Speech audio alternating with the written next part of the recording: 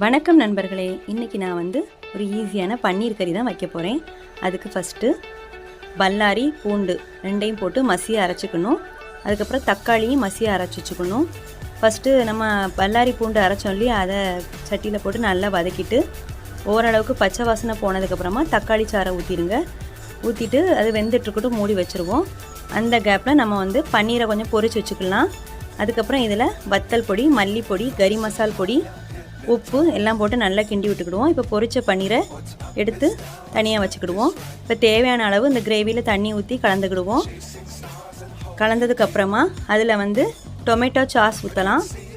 அப்புறம் கஸ்தூரி மேத்தி, பொரிச்ச பன்னீர் எல்லாத்தையும் போட்டு நல்லா கிண்டி எடுத்ததுக்கப்புறம் கொஞ்சம் மூடி வச்சுருவோம். வெந்ததுக்கப்புறமா எடுத்து சாப்பிட்லாம்.